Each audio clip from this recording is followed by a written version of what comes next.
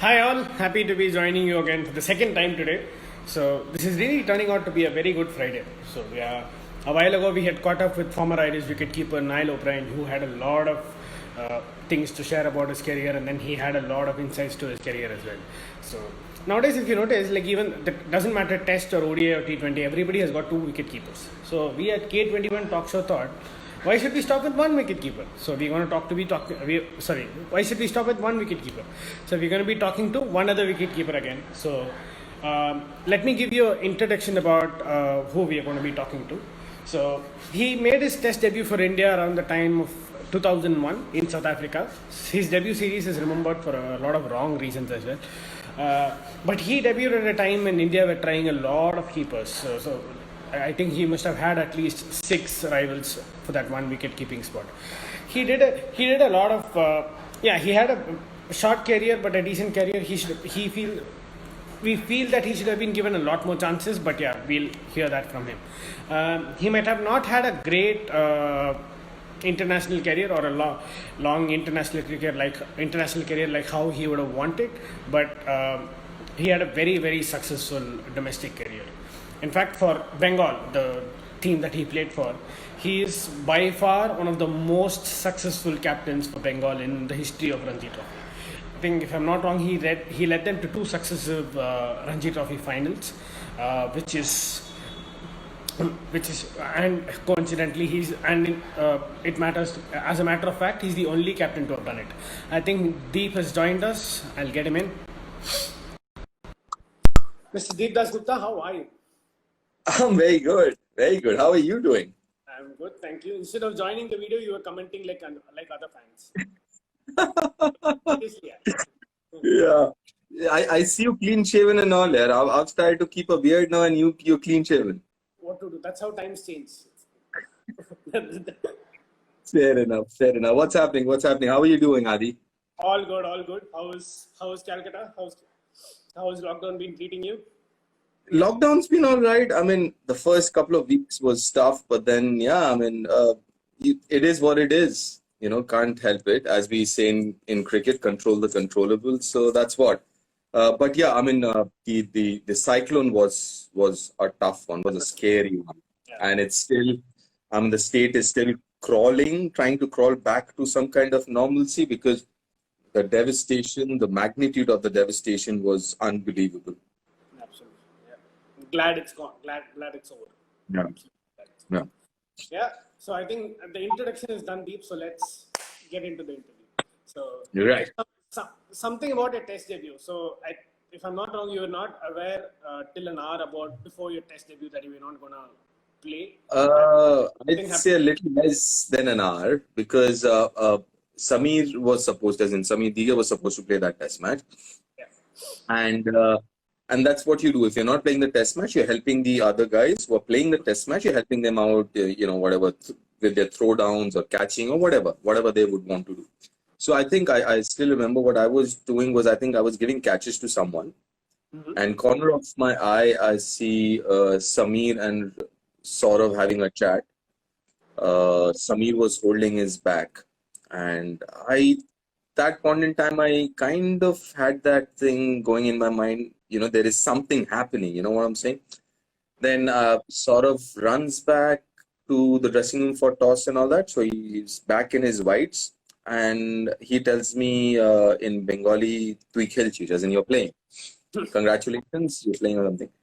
And then everything from there on till the end of day 1 was like I was a zombie right through because never got the time to kind of sink in.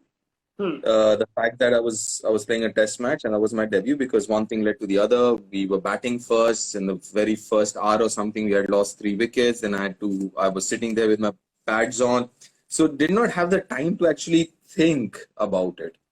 Maybe that was yeah. Did you get your cap at all, or did you get your cap just before the first ball? No, I don't remember anyone getting a cap. I mean, for example, Viru was going to make his debut anyways with the same game. But I don't think there was, I mean, it wasn't a tradition back then in terms of, giving a cap and all that. So I don't remember that happening with anyone during that period.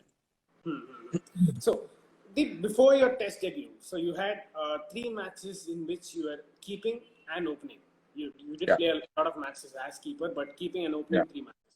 yeah, So bang on your test debut, you're batting at 7. Both innings you batted yeah, at 7, and then yeah, uh, next 7 matches of your test career, you batted every single time as an opener. mm, yeah. Let alone now or then or any point of time in cricket history. Like keepers opening or even batting at top 3 is sort of unheard of. How Yeah. difficult and challenging was it? Uh, it, it was challenging. I mean, listen, it's international cricket, and we are talking about a period which was pre-IPL. IPL had made a huge difference where before you play international cricket, you get a taste of international cricket when you play in the IPL, right? Yeah. But during that, as in pre-IPL times, I mean, playing international cricket was a huge challenge because the jump from domestic cricket to international cricket was quite massive. You were And 15, 16 matches. You were 15. yeah, Oh, yeah. yeah. So that's that, and also the opposition wise, because obviously the top players were playing for the country and weren't generally available. That's the case even now for domestic cricket. So didn't even play a lot of games against the top bowlers like say Zach or Ashish or Sri Bhai at that point in time, or Venki. So didn't actually play too many games against them before I made my international debut, and it was challenging. But as an opener, even before I made my first class debut as an opener in local cricket, in club cricket, I would open. So it wasn't an issue. And then going back to number 7 again. I mean, listen, I was happy to be part of the playing 11. Dude, if you'd asked me back at 11, I would do that. No, man. Generally, that's where keepers bat, like because Yeah, not because it is difficult as you mentioned because when you open, the biggest challenge from open to middle order is you're not used to being padded up and sitting and waiting. Right. Because an opener, what you used to do is, you put on your pads and you run back in. Right. You don't have the time to sit and think and all that. So yeah, I mean that was there. But you know what? The good part about that particular test match is I was padded to go next, and the people who were batting out there were Sachin and Viru. Both of them were batting like a dream. So I was more of like, watching them bat. So I was more involved as I was like a viewer watching them bat. So I really kind of did not uh, uh, think too much or didn't really want to think too much. absolutely. So yeah, like just going back to that point again. So that again, like we had to do some level of digging to find that out. So 7 matches that he opened, and Yeah. each of those 7 matches, India batted second, which means that you would have been keeping for like some 90 overs, 100, not every time 100 plus overs, but at least 3 sessions, 4 sessions.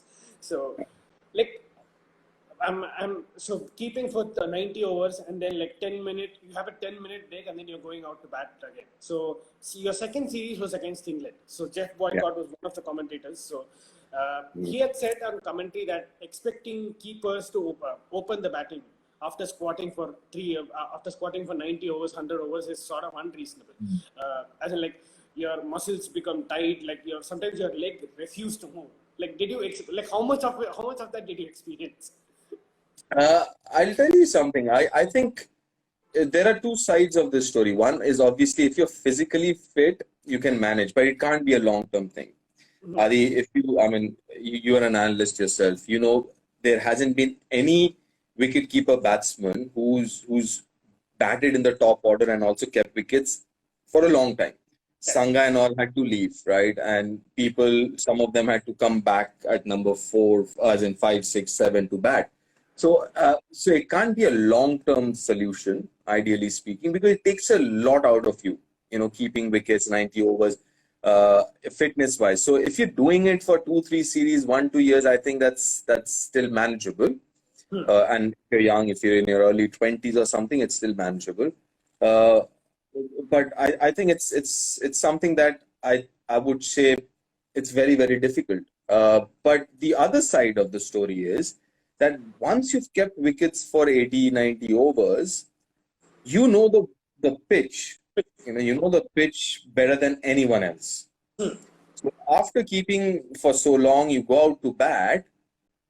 uh, if you can take the physical and the mental stress of 80, 90 overs of keeping, I think apart from that, everything is a positive because you know how the ball's going to move around, whether it will move around or not. The bounce, the pace, you know it better than anyone else, and your eyes are already adjusted to that light and that pitch and everything else. So I think I kind of looked at it from as a positive because, like I said, I mean there were only 7 test matches we're talking about here, and yeah, so maybe if I had managed to play more, then maybe I would have been in a better position to answer that question.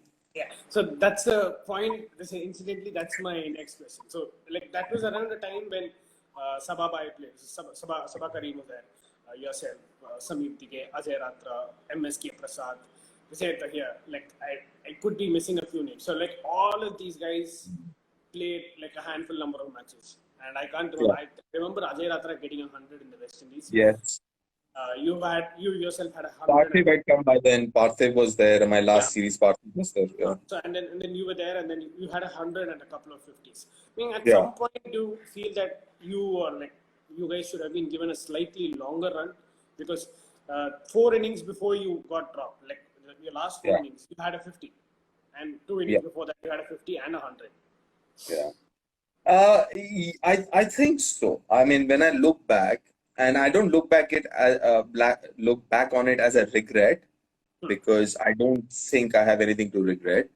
But when I look back and I think about it, I'd say, because what had happened, I'll be very honest with you, Adi, is the question wasn't batting, right? The question was wicket keeping. So people had their doubts about my keeping, and I have no, qualms about talking about it.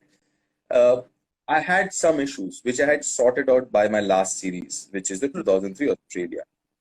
And the couple of games the side games that I played there in Australia, and I don't know anyone remembers or not, but I do, and I was very, very comfortable. Very comfortable keeping because I had made a few changes, both technically and mentally, because that was the main issue. Uh, and I was expecting maybe just maybe one game in Australia if I had one more opportunity to prove not the batting part of it, but the keeping part of it. Yeah. Absolutely. And then you had mentioned about staying out in the field for long and then understanding the pitch and all that. In your time, obviously the DRS was not there, but now I'm sorry, I'm jumping things because I thought it'll be more. Yeah, that's all right. So, so we're talking about so I have this thing about DRS. Okay, so it's fair enough. I spent a considerable amount of time around commentator, considerable amount of time in broadcast to understand how it works and all that. But still, at some point, that question still keeps lingering on my head. For a caught behind decision, you go to a keeper. Obviously, keeper will have a better sense of it. But how much of a role that has a keeper have in a LBW referral? And then now, most famously, even Rishabh Pant, I think last year or a couple of years back, he got slated for not helping out Kohli with DRS reviews. I'm just asking this question as a layman. You're behind the stumps. Okay, so I'll tell you this. How much can you help the captain? Okay, so this is how I see it. There are two people who, apart from the court behind, two people who can give you a fair judgment of where the ball was going, right? One is the bowler, the other one is the wicketkeeper. Now, the bowler is emotionally attached with that decision, right? So that's where I think it gets a little, the bowler gets emotional. He wants to pick a wicket, right? That way, keeper is not emotionally attached to it, that particular decision. So if you see a lot of bowlers, they want to, every time they appeal and their appeal is turned on, they want to take the DRS. So that's where I think, apart from Bumrah, I don't see any bowler, to be very honest, who says, it was missing leg, let's not take it. So I think that's the reason you still look at the wicketkeeper, who is the second best option for the leg before, as you mentioned, because anyways, the keeper's behind the batsman, it's very difficult to see the point of impact. Now, that's where I think keepers are still important because of for the DRS thing. And secondly, I would also like to see keepers start training for DRS. Hmm. Now, I mean, the natural question, follow-up question would be, how do you train for DRS, right? Now, I've got a couple of things here. Now, couple of things is one, if you keep in the nets, a lot of keepers don't keep in the nets. Our generation, we still used to keep in the nets, but I don't see the newer generations. They're spending time in the nets against spinners during a net session. That's where I think they should, because I mean, during a match, it's going to be the same bowlers, right? That he's going to keep against. So just get that idea while keeping in the nets also. That is one. So you know the turn, the bounce, blah blah blah, and also start thinking from that angle. So you can train your mind every time you're out there in the nets, keeping. Every time the ball hits the pad, you do that. The other very important thing, as soon as the ball hits the pad, right, the first reaction of the wicket keeper is to stop the single, correct? At the point of impact, what you do is you start to get the ball, right? Now, what happens there is the other way to look at it is you remember that two leg before, I think it was against West Indies, Rishabh was keeping, and both of them, at least the first one was hitting the stumps. 2018. Yeah, recently, 2018. He quickly went to get the ball, that is how we are trained. That is what we are supposed to do. Stop that single. But if you spend that split second extra and try and follow the ball and kind of anticipate where the ball would have finished had it not hit the pad, then you're in a better position. So what I would suggest to the keepers is, at the cost of giving an extra single, you stay and finish the whole process as a wicketkeeper, which is anticipating where the ball would have finished. And then you run for that single or wherever, stop it. So like I said, the chances are you will take a split second extra. Chances are you will give away a few singles, but I think you'll be in a better position to take that call. Like, obviously, the batsman after impact is not going to immediately move. So that's right. So anyways, as a keeper, you're asked to train that way, follow, anticipate and follow where the ball would have ended up, and follow your hands or whatever. So I think just follow the whole process even when the ball hits the pad. So I think, like, now that we both have raised the Rishabh Pant thing. I think sometime last year, MSK Prasad went on record saying, like, if it was down to me, I will give Rishabh Pant wicket keeping coach. Right? It sort of makes sense, right? Like, in every football team has a goalkeeping coach. So why not a wicket keeping coach? Absolutely. And that's where I think we have to start talking about this as well. Because we all agree, Adi, the fact that it's a specialist job and we keep talking about it. But are we doing anything about it? That's important. So I think that's where it is imperative that maybe not the Indian team, maybe you just generally carry one, but it also makes sense. It's that's special place. Exactly. But at least at association levels, whether it's under 16, 19, Ranji Trophy, you've got to have wicket keeping coaches, because the other important thing, Adi, is because we don't speak enough about wicket keeping, so we don't actually think beyond a certain things, think beyond the cliches that we've been hearing about, like getting up with the ball, your footwork. But these are very vague things. You go to any coach, most of the coaches will tell you, oh, you get up with the ball, or catch it within your body. Your foot is not moving. Your hands are tight or they're stiff. These are things when you tell a 12-year-old. Yeah, so how do you do it? Yeah, sorry to. I think last year during the South Africa series, you had done a piece on Star Sports Game Plan about something to do with Rishabh Pant's hip.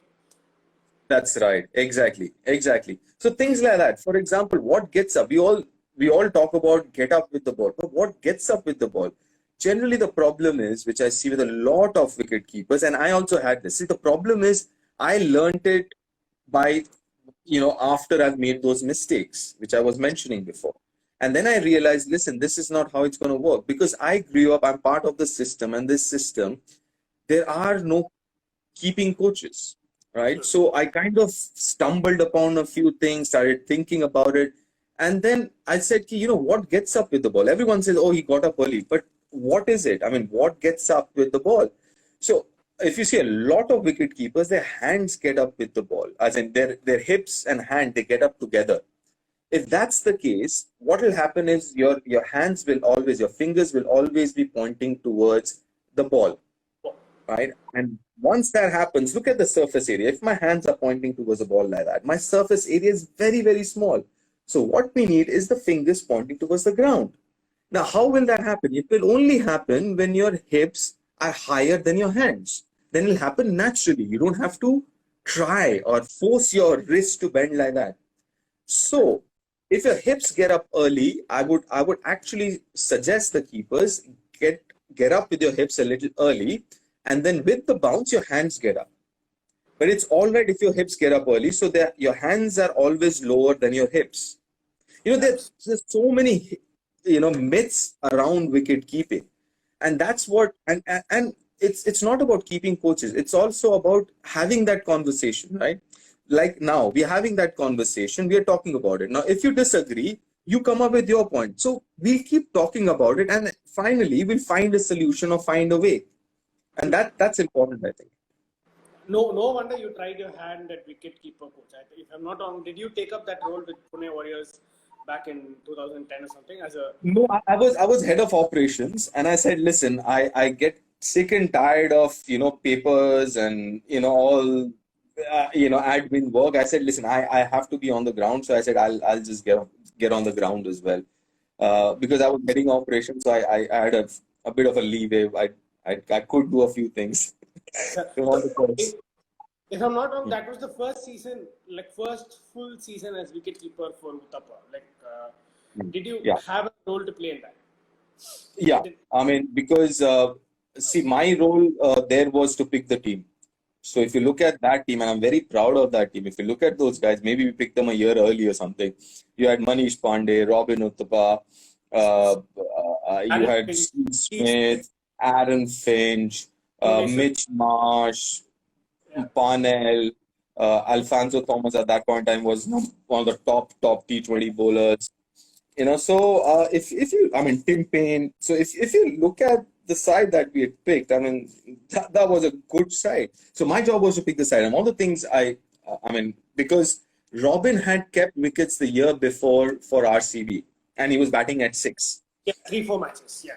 Yeah, 3-4 matches he had kept wickets, and he was batting at 6, and he had actually won a few games batting at 6 and finishing games. And if you remember that year, it wasn't a full auction, right? So there weren't too many wicket keeping options there either, right? So I mean, I thought that was one of the better options that was available, and then yeah. Absolutely. Yeah. So I think he went on to keep to at least 2-3 other full seasons for KKR as well. So Yes, absolutely. I think every year he kept wickets for KKR, isn't it? Was there any other keeper? I mean, Bisla was there. Bisla was there, but they preferred him. But I think he Yeah. kept in his prime. Then he joined Yeah. KKR, picked him up in 2014. I'm sure he must have been the first choice keeper for Yeah. at least two and a half, 3 seasons. Yeah, that's it. That's right. So, do you see yourself going back into coaching at some point? Are you going to focus I on that? love coaching. Adi, I'm very passionate about coaching. Which we And saw, sorry. which we saw just now, from the way Yeah. you explained. So I mean, it's amazing. I mean, because I've coached a bit. I've coached the India under 23 at NCA. I've had a stint with CAB. I'm a consulting coach with CAB now. So I mean the feeling that you get when you tell a kid and it works out and it improves his performance. I mean, that feeling is unparalleled. I mean, no amount of money or anything can give you that kind of a feeling. But having said that, again, what we do, both of us, broadcasting, that is again something that I really, really love. I think that's a dream job. But coaching is something that I'm very passionate about. And to a great extent, my commentary, I don't know whether you've noticed or not, or people have noticed or not, it's from a very coach's perspective. Right. Yeah, It's noticed it so a couple of everyone. times. Yeah. Yeah. So it has a very different. That's how I look at the game. I look at the game as if I was there and I was coaching them or something like that from a very coach or that kind of a perspective. So yeah, I'm actually opening online coaching as well sometime really soon, maybe in a 3-4 days time. It'll be up there and running. So yeah, online coaching where I can coach from any part of the world wherever I am. Glad to hear that. Staying on the same coaching topic, in the like the Uttapa topic, where like he was not a Yeah. keeper, Yeah. he Mm. started keeping. So Yeah. like this actual trend, like when the actual trend originated in T20s, like teams going from like proper keepers to batsmen who can keep. I mean, like has T20 spelt an end for like the proper keepers until unless they're proper batsmen? I Like don't think so, Adi. Okay, first of all, I think it all started with Rahul keeping wickets. Remember 2003, yeah, 4, 2003, yeah. uh, 2003, I guess, or 2002, if I'm not wrong. Him starting to keep wickets. Uh, but if you've seen, I mean, I remember. I don't know before the 70s what happened, but from 70s onwards, all wicket keepers could bat. Alan Knott could bat. Marsh could bat, Wasim Bari could bat, Kiribhai could bat, and even after that, everyone.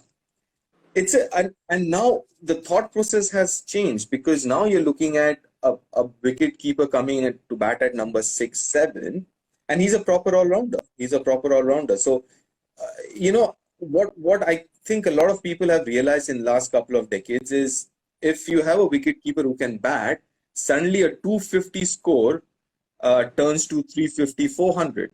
I think Australia was one of the first to kind of think about it, not just from a keeper's perspective, but also from a bats, as in bowler, can contributing with 10, 20, 30 runs. So now if bowlers can contribute with their 15, 20 runs, and there's a wicket keeper who can bat and bat like Gilchrist, then suddenly a 250 for 6 ends up being 400, 450. Absolutely. So that's the difference between maybe drawing a game or losing a game and winning a game. Absolutely. You're very happy I mentioned Australia, isn't it?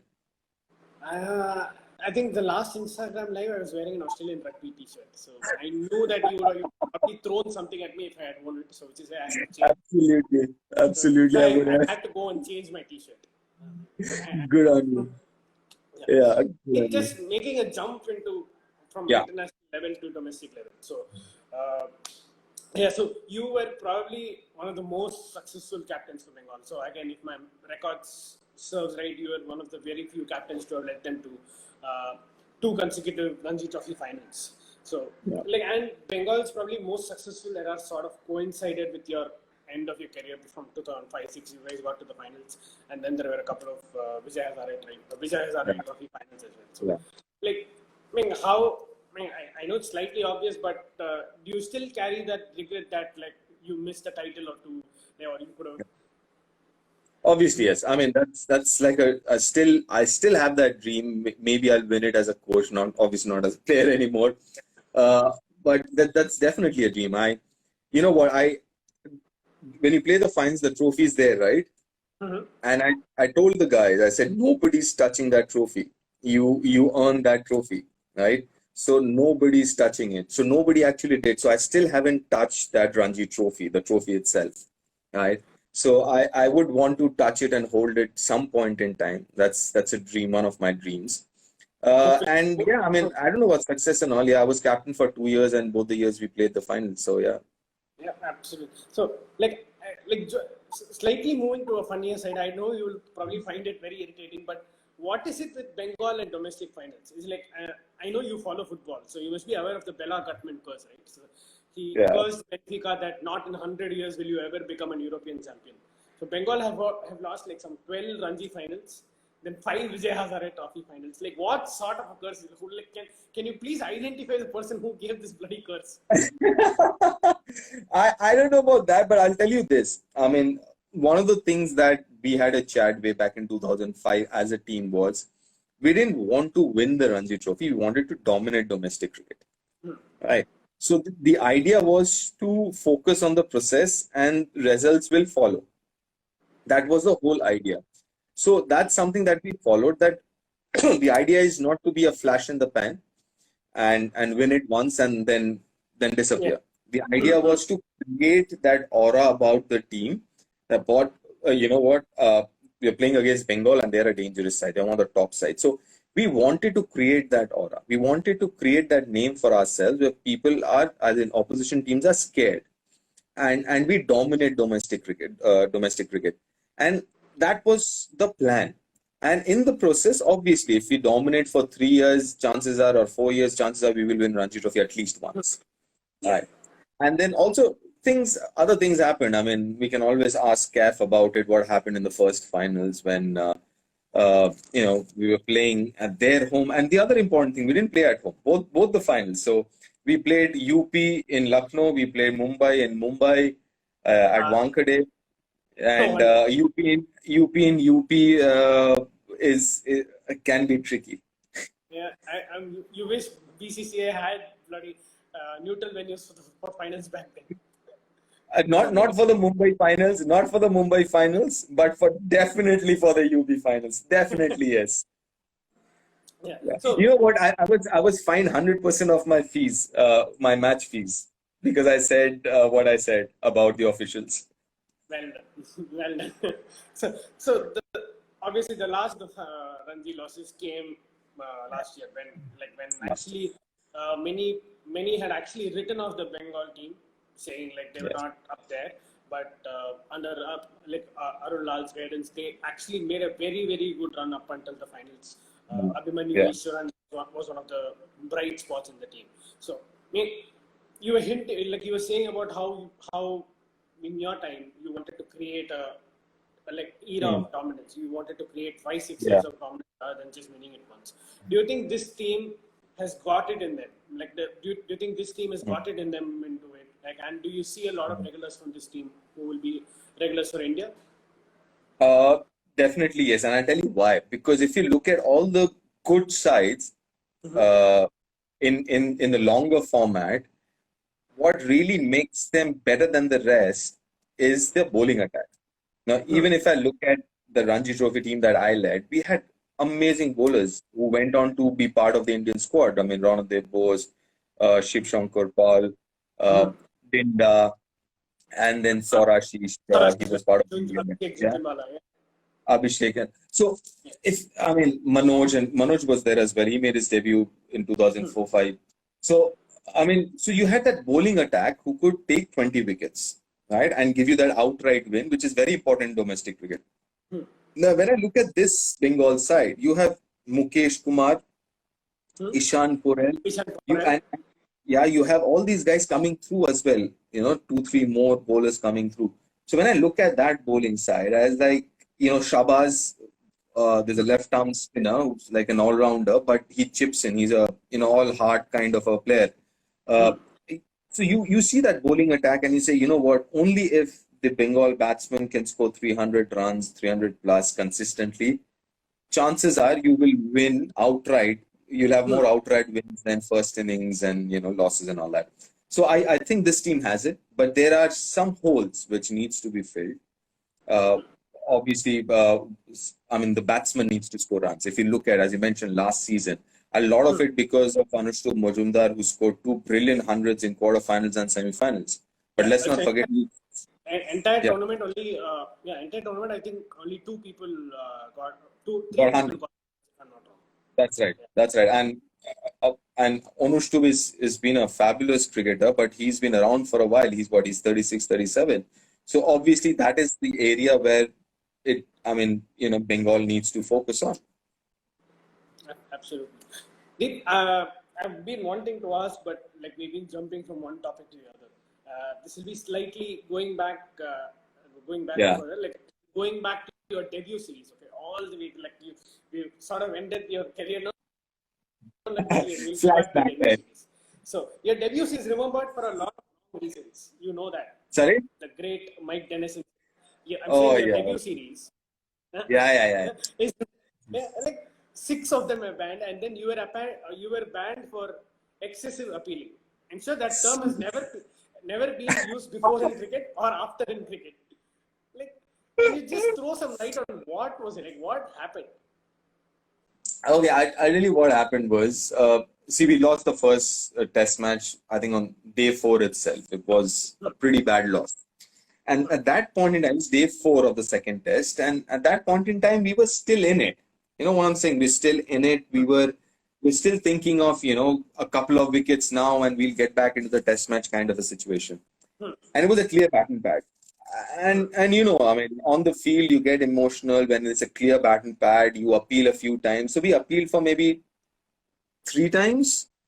Thrice we appealed. We were like, I was at, no, I was at, no, I was at, something like that happened.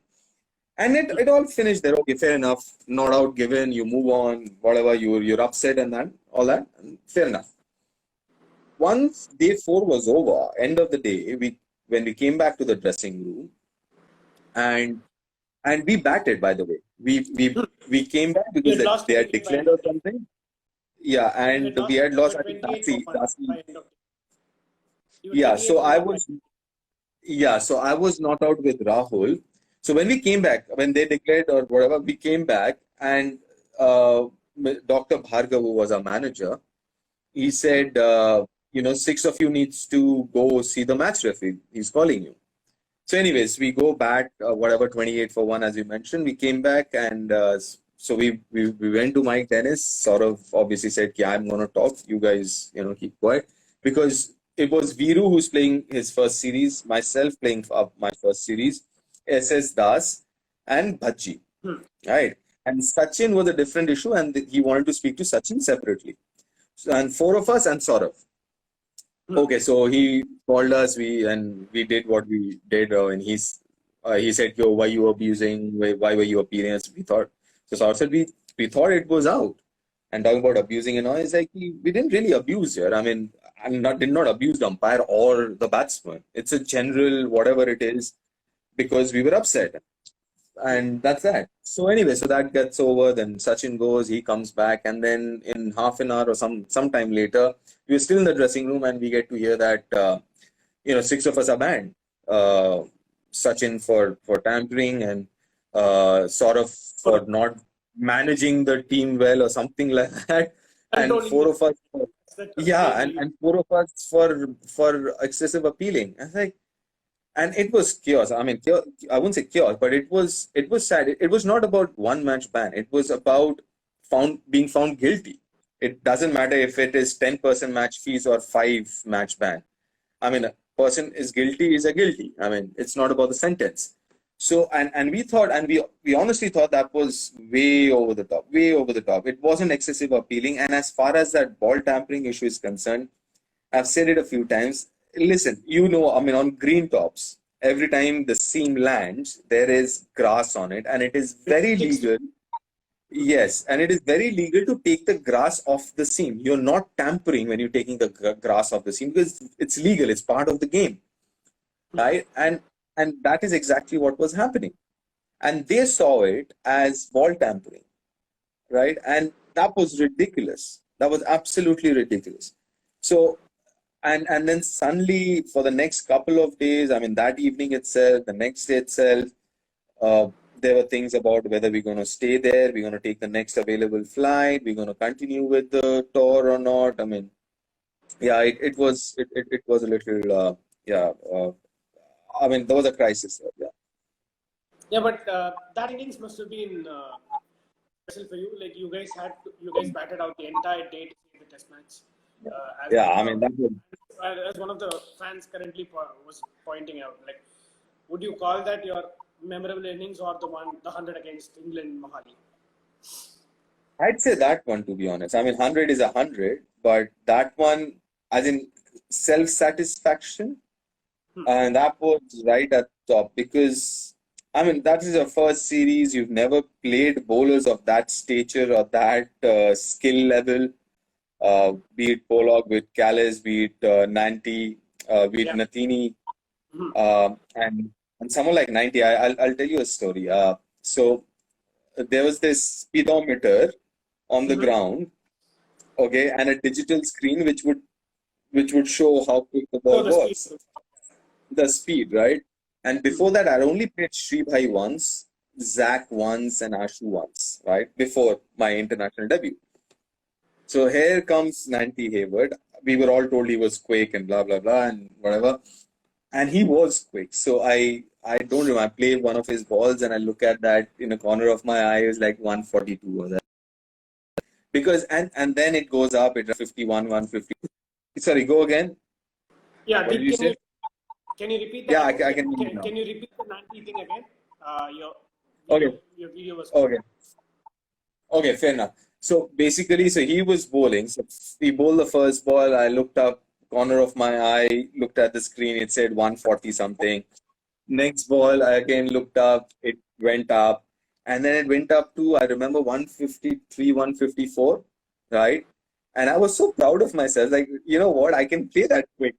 Yeah, because you haven't played anything of, I mean, that quick, right? So I kept looking every time I would play him, and I look at how quick was that one.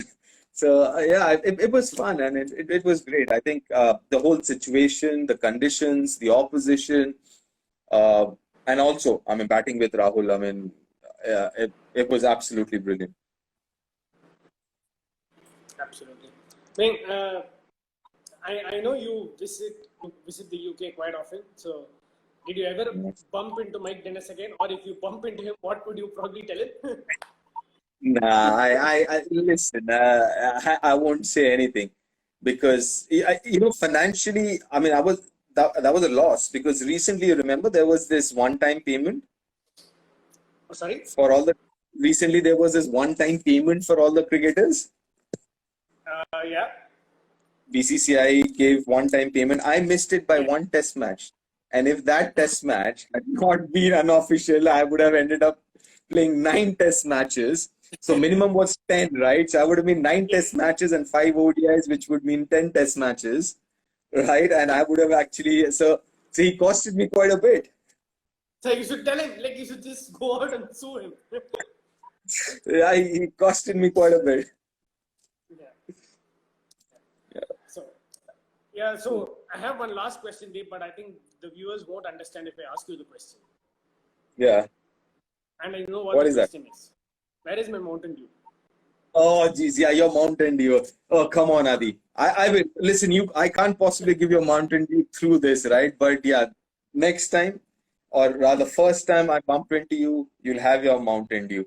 Guys, whoever out there, I mean, this guy, I mean, we need to, I mean, listen, he's with us all the time, right? He's with us all the time. He's our analyst or our stats guy and everything. And we need to bribe him. We need to bribe him with Mountain Dew. So anyone who gives him more Mountain Dews gets the best numbers out of him. It's like it's simple give and take, so it's okay. Yeah, absolutely. Yeah, you corrupt guy. And absolutely wonderful catching up with you, Deep. Again, thank you very much, Adi. Had fun as always conversing with you, and yeah, we'll see more of each other even during lockdown. Unfortunately, Adi, for me, I don't know about you, Yeah, but yeah. yeah, unfortunately. Hey, All right then. have a safe inning. All right. Catch you tomorrow. See you tomorrow. Yeah. Bye.